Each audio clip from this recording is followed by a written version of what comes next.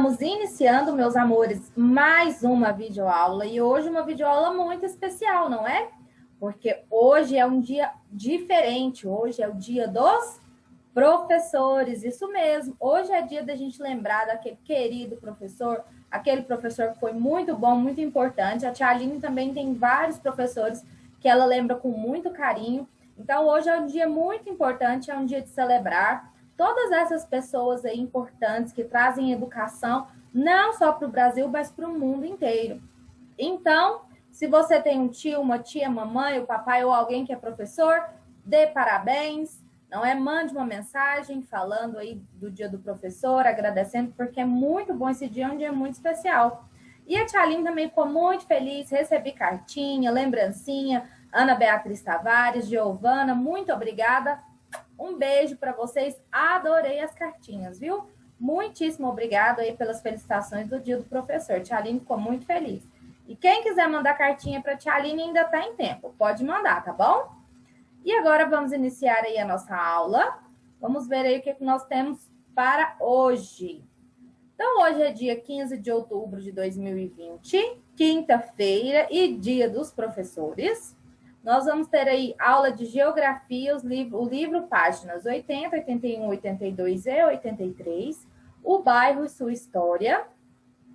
Nós também vamos ter aula de português, o livro páginas 193, substantivo comum e próprio. Também vamos ter aula de matemática, o livro páginas 195, vamos continuar falando sobre grandezas e medidas. Também vamos ter o caderno de atividades Pitanguá Português, página 58, como tarefinha de casa. E também o caderno de atividades Pitanguá Matemática, página 64, como tarefinha de casa. E antes da gente continuar, meus amores, vamos aí saber quem vai ser o nosso auxiliar de hoje, o escolhido ou a escolhida de hoje. Vamos lá. Saber quem vai ser. Emanuele, parabéns, princesa. Você é a nossa auxiliar de hoje. Parabéns. E agora vamos corrigir aí a nossa tarefinha de casa? A primeira tarefinha que nós vamos corrigir aí é o Pitanguá de Português, a página 57, nosso caderninho de atividades. Complete as cruzadinhas com o nome dos elementos. Primeiro ficou aí quem? O girassol. Vê se você escreveu certinho. Depois a formiga, a geleia, depois o cogumelo e a gota. Vê se você escreveu cogumelo certinho, hein, segundo ano. Agora escreva as palavras nos espaços indicados. Quais dessas palavrinhas que tem o som de G? Vamos pronunciar? Formiga, gota, cogumelo. Então, essas têm som de G. E agora vamos ver aqui se escreve com G, mas tem som de J. Girassol, geleia. Olha para você ver a diferença. Girassol, geleia. Lembra que nós estudamos? O G e o I e o G e o E muitas vezes tem som, quando vai pronunciar, vai ter o som de J. Então, não se esqueça enquanto estiver escrevendo para não escrever errado. Escolha uma das palavras que você escreveu e forme uma frase. Você poderia ter escolhido todas. Falado assim, o girassol é muito bonito e amarelo. As formigas trabalham dia e noite. A torneira pinga de gota em gota. Você poderia escrever várias frases aí. Espero que você tenha escrito bem bonito com a letra cursiva, bem direitinho, hein, segundo ano. E agora vamos corrigir aí o caderno de atividades Pitanguá Matemática, a nossa página 63. Sérgio comprou 3 cadernos no valor de R$5 cada um. Quantos reais ele pagou por essa compra? Então, se a gente sabe que ele comprou 3 cadernos e pagou 5, então quer dizer que cada caderno custou R$5. Então, nós temos que fazer a soma. 5 mais 5, 10, 10 mais 5, 15. E isso, segundo ano, é a mesma coisa que a multiplicação que a tia Aline ensinou. 3 vezes o número 5, que é a mesma coisa de 15. Se você pegar o seu material dourado e formar 3 conjuntos com 5, e você somar, vai dar o mesmo resultado. Olha que legal. E no número 9? No quadro abaixo está indicado o placar final de um jogo de futebol entre 2 times da escola em que Jair estuda. time A marcou 4 gols e o time B marcou 12 gols. Então, vamos lá. Letra A. Quantos gols o time A marcou? 4 gols. Letra B. Quantos gols o time B marcou? 12 gols. Letra C. De acordo com o placar final do jogo, complete as frases a seguir. Se multiplicarmos por 3 a quantidade de gols marcados pelo time A, obteremos a mesma quantidade de gols marcados pelo time B. Lembra aí que a Tia Aline falou que o número 12 é o triplo do número 4? Por quê? 4 mais 4 é 8, 8 mais 4 é 12. Então, quando a gente fala em triplo, é a mesma coisa que a gente pegar qualquer número e multiplicar por 3. Nesse caso, temos que completar a frase aqui, ó. Desse modo, temos 3 vezes 4 igual a 12. Então, não se esqueça, 3 vezes 4 igual a 12. A quantidade de gols marcados pelo time B é o triplo da quantidade de gols marcados pelo time A. Aquilo que a Tia Aline tinha falado para vocês, tá bom? Número 10. Gustavo tinha 8 figurinhas e foi à banca para comprar mais algumas. Depois dessa compra, Gustavo ficou com o triplo da quantidade de figurinhas que ele tinha antes. Com quantas figurinhas Gustavo ficou? Então, meus amores, lembrem-se, toda vez que falar o triplo, a gente vai multiplicar por 3. Então, como é que ficou a nossa conta? 3 vezes o número 8. É a mesma coisa que 8 mais 8 mais 8. Qual que é a nossa resposta? 24. Isso mesmo. 8 mais 8, 16. 16 mais 8, 24. Então, é a mesma coisa que 3 vezes o número 8 igual a 24. E aqui você vai colocar na sua resposta. Então, com quantas figurinhas Gustavo ficou? 24 figurinhas. Espero que vocês tenham respondido certinho em segundo ano. Então, agora que nós já finalizamos, vamos aí para a nossa primeira aula, que é de geografia. Vamos lá? Estamos iniciando agora, meus amores, a nossa aulinha de geografia. Todo mundo pegando aí o seu livrinho de geografia e vai abrir aí na página 80, para a gente dar continuidade às nossas atividades, falando aí sobre os bairros. O bairro e sua história. Os bairros podem passar por transformações ao longo do tempo. Os acontecimentos que ocorreram em um bairro desde a época de sua formação compõem a história dele. Conheça, por meio das imagens, um pouco da formação e transformação do bairro da Lapa, na cidade do Rio de Janeiro. Observe as imagens e suas legendas de acordo com a sequência das letras. Depois responda as questões da página 81. Então, vamos lá. Primeiro, nós vamos conhecer um pouquinho desse bairro. Ele é chamado Lapa e ele fica lá no Rio de Janeiro. E esse bairro é um bairro muito conhecido, muito famoso, porque ele tem várias lojas, vários restaurantes e bares. E ele lá é um lugar onde que as pessoas trabalham ali quase 24 horas, os bares ficam abertos há muito tempo, os restaurantes. Então, é um lugar ali onde as pessoas gostam muito de visitar quando vão ao Rio de Janeiro. Então, vamos ver a imagem A. Nessa imagem, vemos o aqueduto, conhecido como Arcos da Lapa. Esse arco aqui, ó, embaixo, segundo ano. Na cidade do Rio de Janeiro, no século XVIII. Naquela época, os arredores desse local eram ocupados por apenas algumas construções. Então, nós tínhamos algumas construções aqui, pequenas, não é? E dos senhores, não é? Daqueles senhores que cuidavam ali da terra. E nós tínhamos aqui já o Arco da Lapa no século XVIII. Porém, nós tínhamos apenas algumas construções. Cerca de 100 anos depois, no século XIX, com o crescimento da cidade, muitas construções foram erguidas próximo do aqueduto, tanto moradias quanto estabelecimentos comerciais. Então, olha aqui, essa foto aqui já é no ano de 1858. Já tem bastante casas, não é? Já tem bastante, ficou muito diferente já o nosso cenário.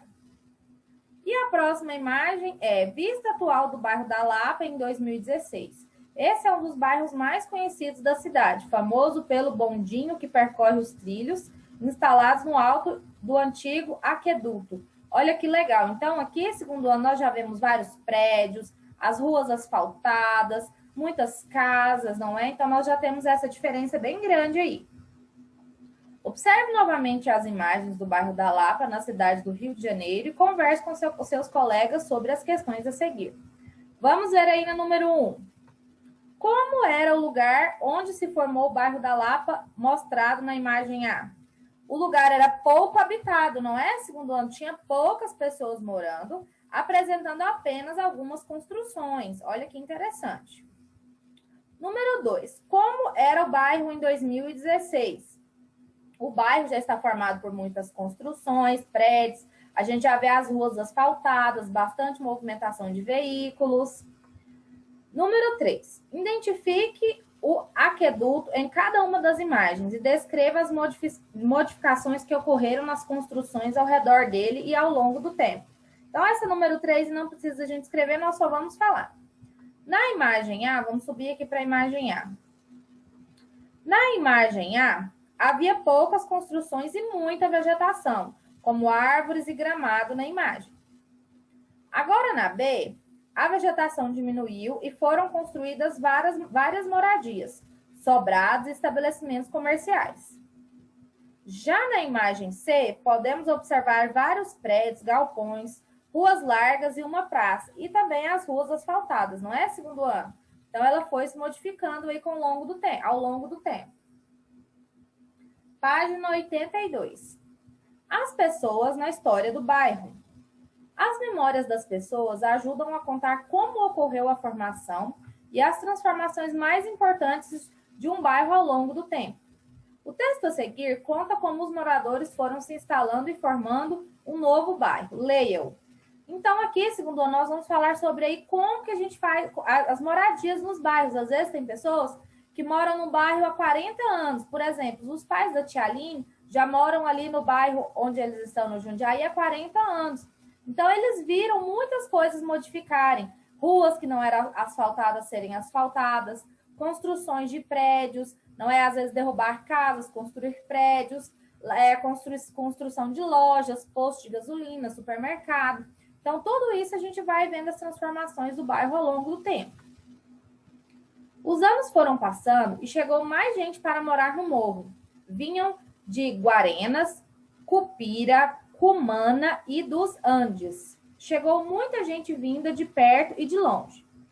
Construíram suas casas, nasceram crianças que brincavam entre as árvores, nos caminhos, nos terrenos baldios. O morro começou a crescer na direção da cidade, e a cidade começou a crescer na direção do morro. A estrada de terra que vinha da cidade virou uma estrada asfaltada, e mais gente chegou. Então, olha aqui a imagem. Foram só chegando pessoas e construindo novas casas. No texto, podemos verificar que a história do bairro começa com a chegada dos primeiros moradores. Depois, ele é transformado pela presença de novos moradores vindos de outros lugares. Então, olha que interessante, segundo ano. Então, essas mudanças vão acontecendo porque novas pessoas vão chegando ao bairro, vão dando cores diferentes às suas casas, derrubam uma parte, constrói outra. Então, vai modificando muito aí os bairros. Número 4. O seu bairro já passou ou ainda passa por alguma transformação? Qual? Comenta aí com o papai e com a mamãe. Onde que derrubaram casas, construiu prédio? Onde não tinha um mercado e construiu mercado aí no seu bairro? Farmácias, lojas. Converse com a mamãe e com o papai sobre essas mudanças que foram acontecendo aí no seu bairro. Agora vamos aí para a página 83, atividades. Número 1. Algumas características sobre o modo de vida dos moradores podem ser observados pelas ruas dos bairros. Observe a foto a seguir. Então, olha aqui, essa aqui é uma foto. Elementos com formatos de luminárias e cartazes das ruas indicam a presença de cultura japonesa. Bairro da Liberdade, na cidade de São Paulo, no ano de 2014. Então, segundo ano, aqui no Brasil, nós temos algumas regiões e nessas regiões moram pessoas de algumas determinadas culturas. Alguns americanos, alguns chineses, alguns japoneses. E essas luminárias aí, elas são características da cultura japonesa. Por quê? Porque lá quando vai ter uma festa ou em determinados lugares, isso aí simboliza ali, às vezes, até a passagem do ano para eles. Simboliza ali uma festa que vai ter. Então, é muito interessante essa questão da cultura e do que pode mudar, influenciar num bairro quando aquele lugar é habitado por algumas pessoas de uma determinada cultura. Então, isso é muito interessante. Então, essa imagem aí mostra a presença da cultura japonesa no bairro da Liberdade, na cidade de São Paulo. Agora escolha uma parte do bairro onde você mora que conta um pouco sobre o modo de vida dos moradores e faça um desenho que represente esse lugar. Depois mostre aos colegas. Então, meus amores, nesse espaço aqui você vai desenhar uma parte do seu bairro que mostra aí as características do seu bairro, onde que tem mudança, o que é que mudou, que mostra a forma de vida deles. É um bairro que tem mais lojas, é um bairro que tem mais praças. Você vai escolher uma parte do seu bairro e vai desenhar, tá bom? E depois, como não pode mostrar para o coleguinha, mostra para o papai e para a mamãe seu desenho bem bonito. Então, agora dá um stop no seu vídeo, que é a hora da nossa atividade. Vamos lá?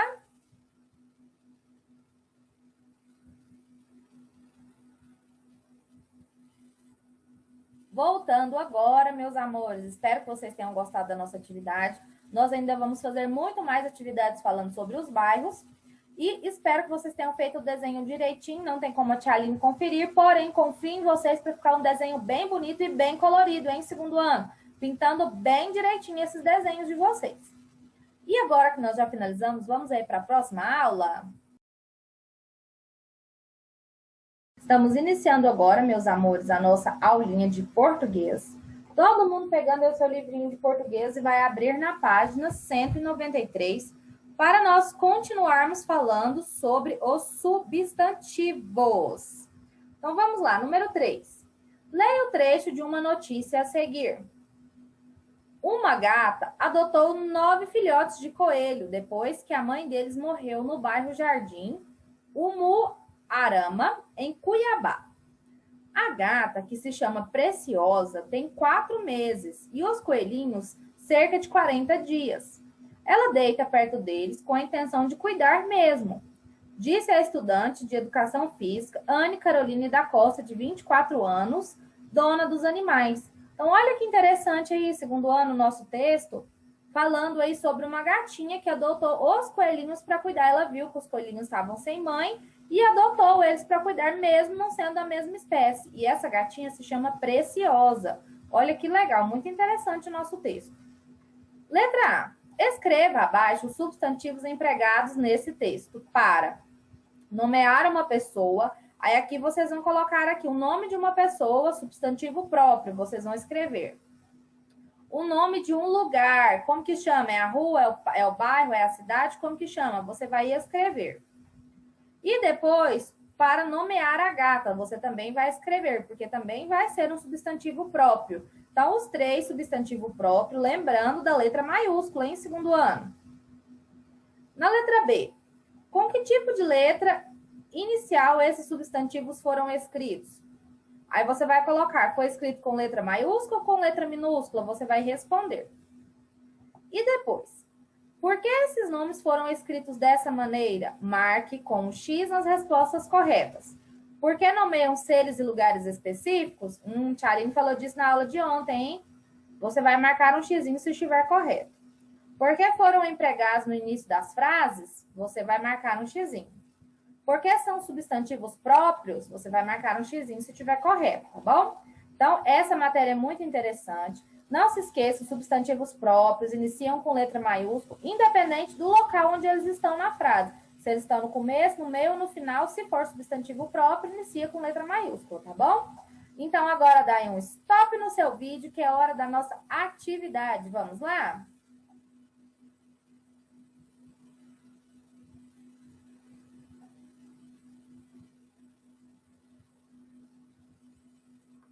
Voltando agora, meus amores, vamos aí para a nossa correção da nossa atividade? Vamos ver como é que ficou? Então, na letra A, nós vamos escrever aí para nomear uma pessoa. A pessoa foi Anne Carolina da Costa. Anne com 2 N's, Carolina da Costa. O Anne, letra maiúscula, Carolina, letra maiúscula e Costa, letra maiúscula, em segundo ano. E por que letra maiúscula? Porque foi usado para nomear uma pessoa. Nomear 2 lugares. Então, como que nós vamos usar? Jardim Umuarama e Cuiabá. O jardim é o bairro e Cuiabá é a cidade. E depois, nomear uma gata, Preciosa, também com letra maiúscula, porque nós estamos especificando somente uma gata, somente o nome de uma gatinha específica, tá bom? Letra B. Com que tipo de letra inicial esses substantivos foram escritos? Com a letra inicial maiúscula. Todo mundo acertou essa, né? Por que esses nomes foram escritos dessa maneira? Marque um X nas respostas corretas. Porque nomeiam seres e lugares específicos e porque são substantivos próprios. Então, toda vez que a gente tiver um substantivo próprio, é porque eles vão nomear seres e lugares específicos. Olha que legal! Espero que vocês tenham aprendido. Não se esqueça aí de tudo que nós estamos estudando sobre substantivos próprios, hein? Dúvidas, fala com a tia Aline, lê de novo as páginas aí 192 e 193, que falam muito sobre os nossos substantivos, tá bom? Então, agora que nós já finalizamos, vamos aí para a nossa aula de matemática. Vamos lá? Estamos iniciando agora, meus amores, a nossa aulinha de matemática. Todo mundo pegando o seu livrinho de matemática e vai abrir na página 195 para a gente dar continuidade a falar sobre medidas de massa. E hoje a tia Aline quer chamar a atenção sobre um instrumento que nós utilizamos bastante para medir a massa ou peso. Seria a nossa balança, isso mesmo.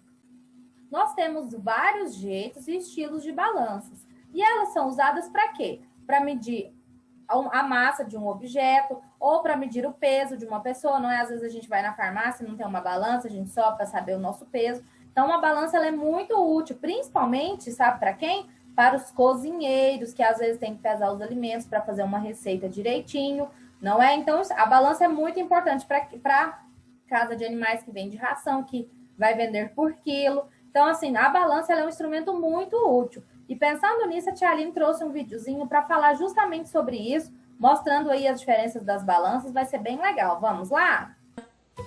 Vocês conseguem identificar nas figuras o que é mais leve e o que é mais pesado? Observem essas imagens. Na imagem da Mônica e da Magali, elas estão brincando na gangorra. Pela imagem, quem é mais pesada e quem é mais leve? A Mônica é a mais pesada e a Magali é mais leve. Na imagem dos bichinhos, o elefante e a formiga, quem é o mais leve? A formiga é mais leve e o elefante é mais pesado. E na imagem abaixo das bolas, quem é mais pesada? A bola de futebol ou a bola de boliche? A bola de boliche é mais pesada e a de futebol mais leve. Como é que sabemos disso? Quem é mais pesado e quem é mais leve? Como podemos saber? Pelo peso, tamanho, material? Então, crianças, para descobrir, temos que pesar. E utilizamos a balança como instrumento. Como vocês podem ver aqui nas imagens, temos vários tipos de balança. E para medir a massa ou o peso dos objetos, produtos ou de um ser vivo, utilizamos as unidades de medida, como o grama, que é representado pela letrinha G. Como vocês podem ver nessa imagem, tem o peso do morango, 249 gramas. E também pela unidade de medida quilo, que é representada pelo símbolo da letrinha K e a letrinha G. Como vocês podem observar nessa imagem, tem o peso, a massa de uma pessoa, 66 quilos e 600 gramas. Então, crianças, o grama é usado quando nos referimos a porções pequenas, como a massa de um bife, uma maçã, uma laranja, entre outras coisas. E o quilo usamos em porções maiores, como a quantidade de feijão em um pacote, ou o peso de uma pessoa, ou de outros alimentos. Não esqueçam, as unidades de medidas mais utilizadas são o grama, representado pela letrinha G, e o quilo, representado pelo símbolo da letrinha K e a letrinha G.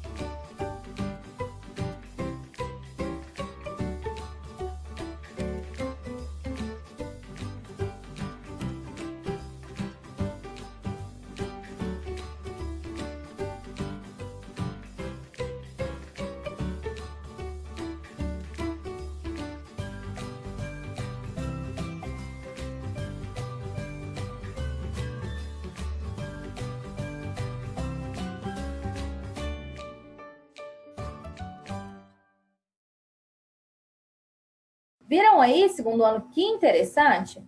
Então, o que acontece? Quando nós temos ali uma gangorra ou uma balança, a gangorra é bem parecida com a balança.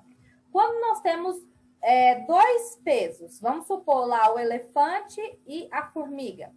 Quem pesou mais? O elefante, não? Ele pesa muito mais. Como o elefante pesou mais, ele vai descer. E a formiga vai subir. Então, isso acontece quando a gente vai usar uma balança também. Se nós temos dois alimentos, um alimento é mais pesado e o outro é mais leve, o que é mais pesado vai descer e o que é mais leve vai subir. Então, isso vai acontecer com as nossas balanças também. Olha que legal, a mesma coisa que acontece na gangorra. Então, agora vamos aí olhar aí a página 195 para a gente ver essa atividade que vai ser sobre isso. Professora, a diferença das massas desses objetos é pequena. Então, eu coloquei uma balança de 2 pratos. Aqui a balança que a tia Aline está falando. É essa balança aqui de 2 pratos. Quando um objeto mais leve, ele sobe, o objeto mais pesado desce. Muito bem, Paula. Veja que a balança não está em equilíbrio. Então, qual dos dois objetos é mais pesado? O prato onde foi colocado o grampeador está em posição mais baixa do que o prato que foi colocado o relógio. Portanto, o grampeador é mais pesado que o relógio. Por quê? Porque a balança desceu mais ali para o peso dele. E essa é uma balança de 2 pratos. É muito interessante, serve para a gente observar a diferença de peso dos objetos. Número 2. Qual é a resposta correta para a pergunta que a professora fez a Paula? Aí você vai responder aqui, qual que é o mais pesado, o grampeador ou o relógio? Número 3. Observe os objetos que Paula colocou na balança de 2 pratos em 3 momentos diferentes. Então, vamos lá. Primeiro, no primeiro momento, ela colocou uma bola e um livro. Qual dos dois ficou mais pesado? Pensa aí, segundo ano. No momento 2, ela colocou uma xícara e a bola. Qual deles foi mais pesado? E no momento 3, ela colocou o livro e a xícara. Qual deles foi o mais pesado? De acordo com as imagens das balanças, responda. Qual o objeto mais pesado? Aí, no primeiro momento, qual que é o objeto mais pesado aí? Você vai responder na letra A no primeiro momento. E na letra B? Qual é o objeto mais leve? A caneca ou a bola? Você vai responder qual dos dois no momento 2, tá bom? E agora, na letra C, escreva o nome dos objetos do mais leve para o mais pesado. Então, aqui você vai observar. Qual deles é o mais leve de todos eles? Entre a caneca, a bola e o livro. Qual deles é o mais leve? Você vai ter que observar os desenhos para responder. E depois, qual que é o segundo mais leve entre eles? A caneca, a bola ou o livro? Qual deles é o segundo mais leve? E depois o terceiro, que é o mais pesado dos 3, qual é? Esse é bem fácil, hein? O terceiro é bem fácil para vocês de responderem. Qual deles é o mais pesado? Porque em todas as imagens ele é o mais pesado. Então, vocês vão responder aí direitinho, hein, segundo ano? Então, agora dá aí um stop no seu vídeo, que é a hora da nossa atividade. Vamos lá?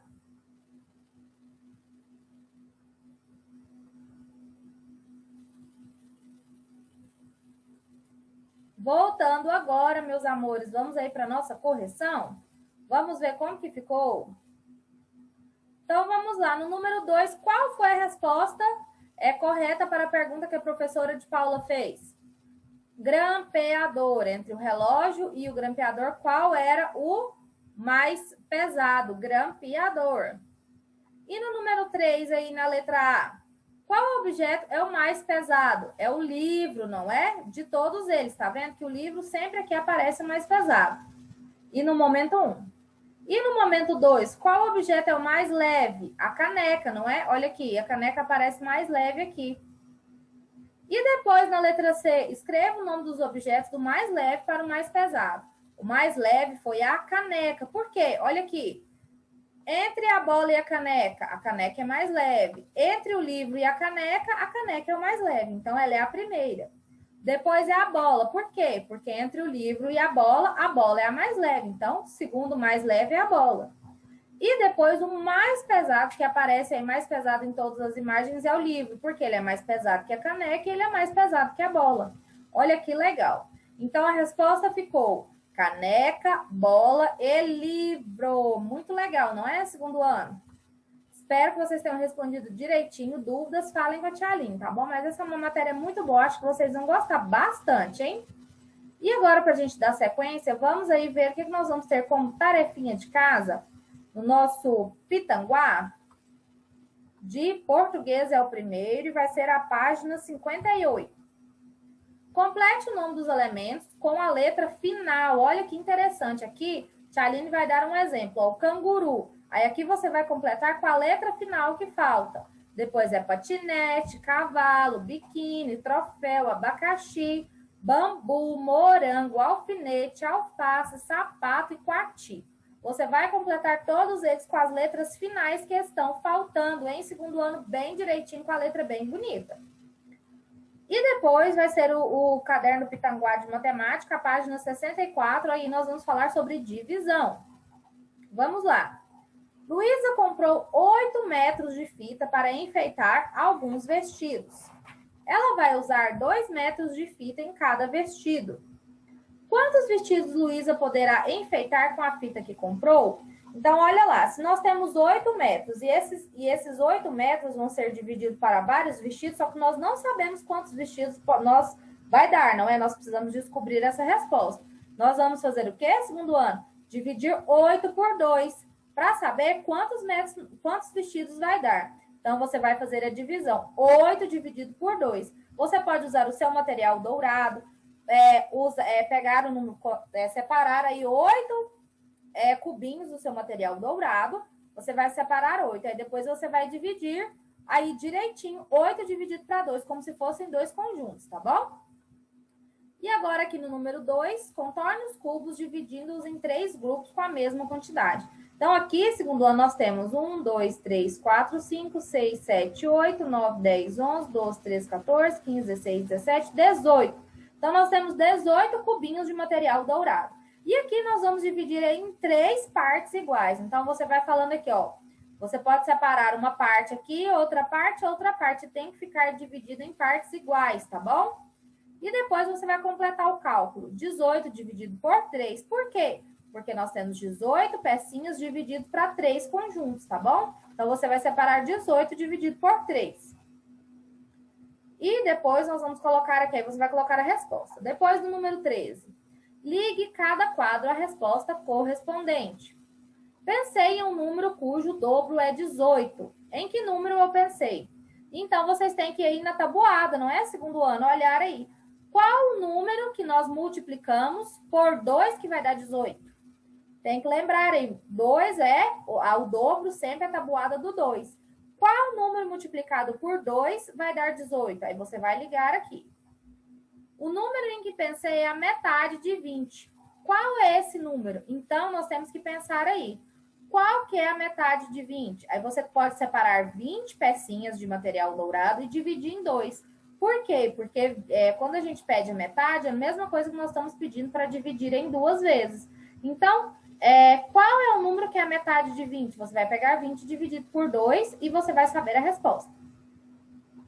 Calculei 16 dividido por 4 e dividi o resultado por 2. Que número eu obtive? Então, eu vou pegar o número 16 dividido por 4. Imagina aí que você tem 3 balinhas e você vai dividir para 4 crianças. Qual é esse resultado? Tia Aline vai dar só um exemplo, tá bom? Vamos supor que o resultado é 8. Então, se deu 8, aí depois eu ainda vou ter que dividir o resultado por 2. 8 dividido por 2 vai ser 4 a minha resposta. Isso aqui a tia Aline está dando um exemplo, tá bom? Não é a resposta desse. Então, como que você vai fazer aqui? São 2 contas. Primeiro, você vai dividir 16 dividido por 4. E depois, o resultado que der, você vai dividir por 2 e você vai achar a resposta. Depois, qual é a metade do resultado de 24 dividido por 3? Primeiro, segundo ano, você vai ter que fazer essa conta. Pegar o número 24 e dividir ele por 3. Então, pensa aí que você tem 24 balinhas e vai dividir 24 balinhas para 3 crianças. Você pode fazer aí com o seu material dourado, dividindo 24 em 3 conjuntos iguais, com quantidades iguais, tá bom? E aí, depois, o que você vai fazer? Você vai dividir por 2, porque quando a gente pede a metade, divide por 2. Então, aqui também são 2 continhas, não é? Primeiro eu vou dividir 24 dividido por 3, depois eu vou pegar o resultado e dividir por 2, para me saber a metade desse valor, tá bom? Então, espero que vocês façam bem direitinho. Amanhã a Tia Aline volta com as respostas, tá bom? Para conferir se você fez direitinho. E agora que nós já finalizamos, espero que vocês tenham gostado. Desejando aí novamente aí um feliz Dia dos Professores para todos os professores, inclusive todos que vocês conhecem em segundo ano. Então, um beijo no coração. Tchau, tchau. Até a próxima aula.